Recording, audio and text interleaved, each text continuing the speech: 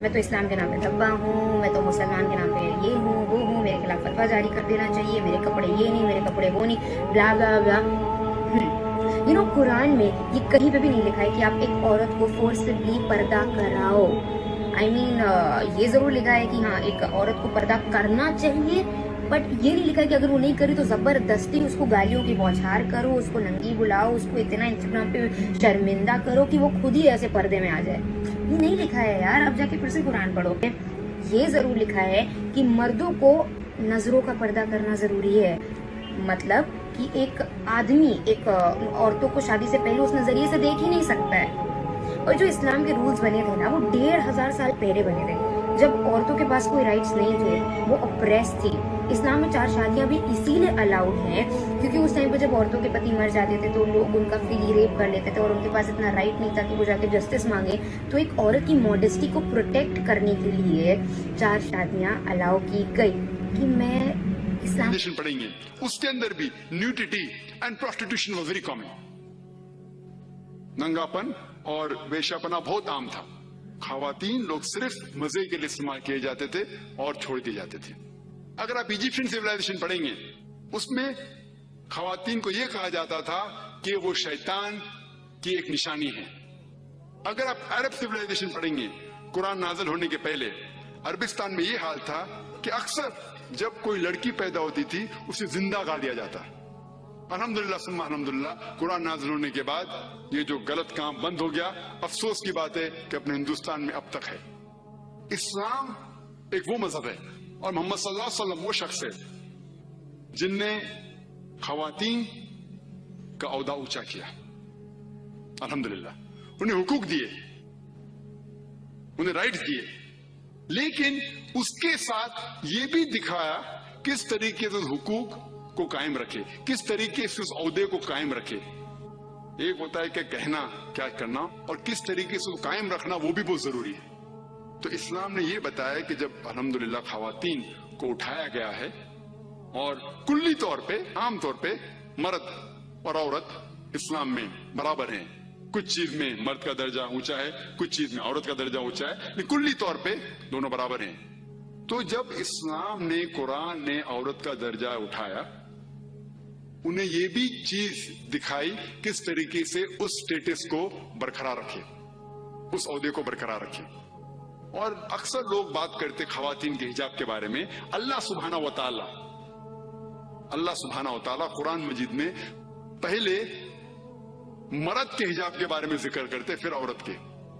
اللہ تعالیٰ فرماتے سورہ نور میں سورہ نمبر 24 آیت نمبر 30 میں کہ اے مومن مرد، اے مومن، جب بھی آپ کسی خواتین کو دیکھیں گے تو نظر نیچے کرو۔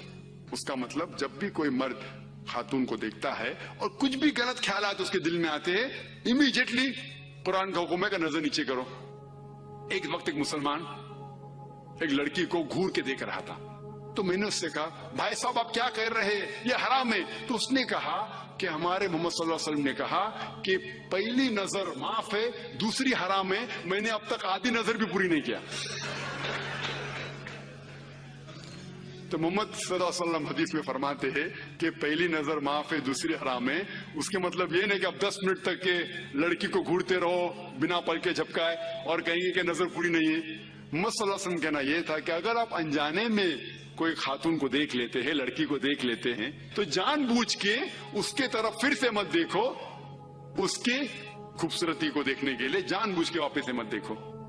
دوسری آیت قرآن مجید کے اللہ تعالیٰ فرماتے سورہ نور میں سورہ نمبر 24 آیت نمبر 31 میں کہ اے مومن عورتیں، اے مومنہ، آپ جب بھی کوئی مرد کو دیکھیں تو اپنے نظر نیچے کرو اور اپنے سر کے اوپر جو کپڑا ہے یا دوپٹہ ہے اسے اپنی چھاتی کے اوپر ڈھانک لو، اور اپنی زینت کسی کو بھی مت دکھاؤ، صرف اپنے شوہر، اپنے بیٹے، اپنے والد، اور ایک بڑی فرشت ہے جو محرم جس سے شادی نہیں کر سکتے دیا گیا ہے۔ عام طور پہ حجاب کے لیے 6 فرائض ہیں، 6 نقطے ہیں، 6 پوائنٹس ہیں۔ نمبر 1 ایکسٹینٹ عورہ، جو مرد کے لیے ہے کم از کم ناس سے لے کے گھٹنے تک، اور خواتین کے لیے پورا جسم ڈھکا لینا چاہیے, صرف جو دکھ سکتا ہے وہ چہرہ اور ہاتھ. کچھ علماء کہتے ہیں یہ بھی ڈھکا ہونا چاہیے. باقی 5 باتیں خواتین اور مرد کے لیے یکساں ہے. دوسرا پوائنٹ, جو کپڑے وہ پہن رہے ہیں وہ اتنے پتلے نہیں ہونا چاہیے تاکہ کوئی اس کے آر پار دکھ سکے. تیسرا پوائنٹ, ایسے کپڑے, چست کپڑے نہیں ہونا چاہیے جس سے جسم کا ڈھانچہ دکھ سکے.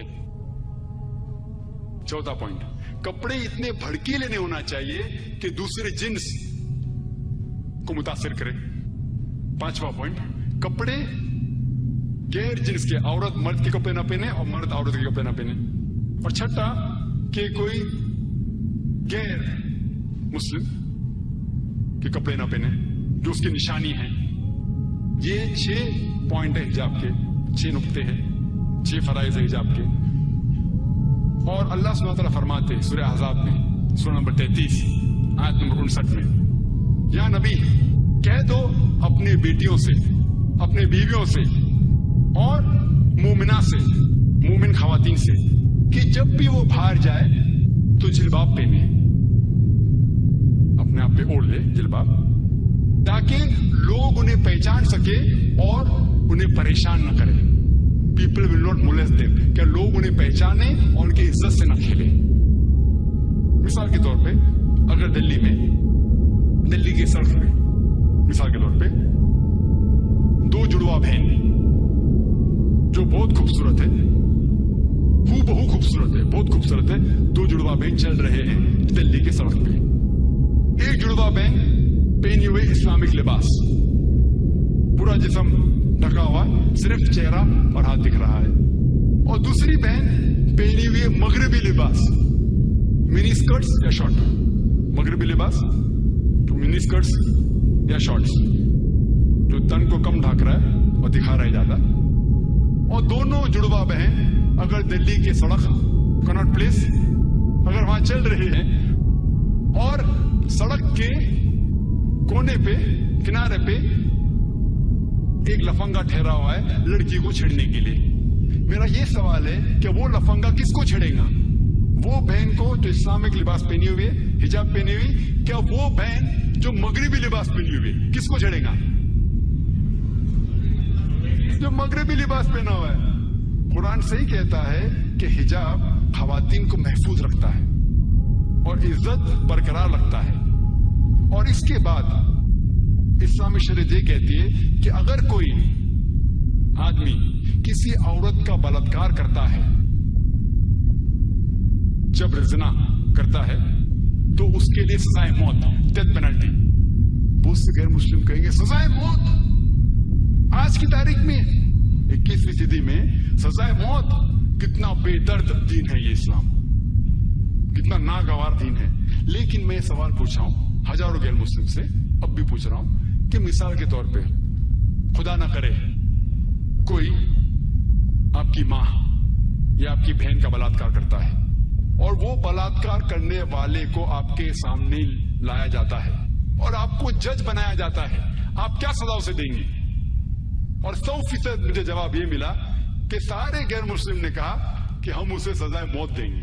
کچھ غیر مسلم نے یہ بھی کہا کہ ہم اسے تڑپا تڑپا کے ماریں گے. تو جب آپ کی کوئی والدہ یا آپ کی بہن کا بلاత్కాر کرتا ہے آپ کو اسے سزائے موت دینے کا ہے, دوسری کسی بہن کا بلاత్కాر کرتا ہے آپ کے سزائے موت, غلط ہے. یہ ڈبل سٹینڈرڈز کیوں؟ جو لا ہوتا ہے یہ کیوں ہونا چاہیے؟ اگر آپ جانتے, آج جو لوگ کہتے ہیں امریکہ اتنی ایڈوانسڈ ملک ہے, لوگ اس کی طرف دیکھتے, آپ جانتے وہ ایک ملک ہے جس میں زیادہ بلاత్కాر ہوتے ہیں. ایک ملک ہے جو نمبر 1 پہ نہیں ہے لیکن جو میکسیمم ریپ جتنے دنیا میں ہوتے ہیں اس میں سے ایک ملک ہے USA. FBI کے اسٹیٹسٹکس کے حساب سے 1991 1991 کے FBI کے اسٹیٹسٹکس کے متعلق اس میں لکھا گیا ہے کہ ہر روز امریکہ میں 1756 بلاత్కాر ہوتے تھے.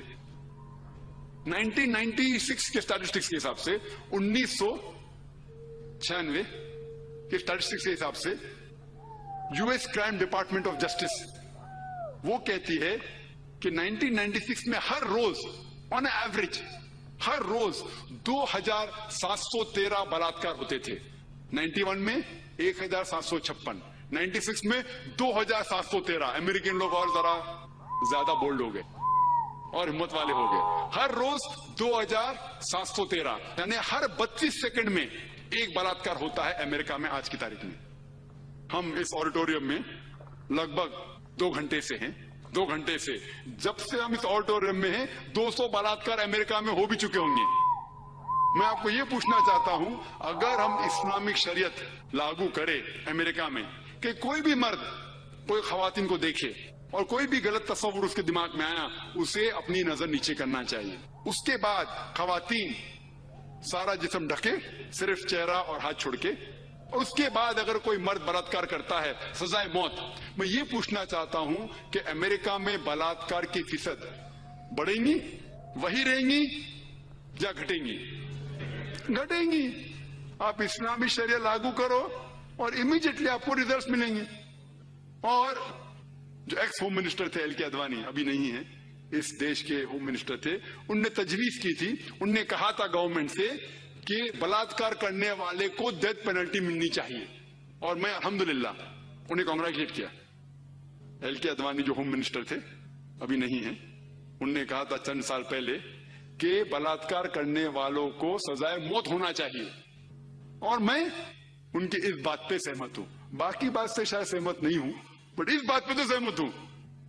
और इंशाअल्लाह जो अगले होम मिनिस्टर आएंगे वो ये कहेंगे कि खवातीन को हिजाब भी पहनना पड़ेगा।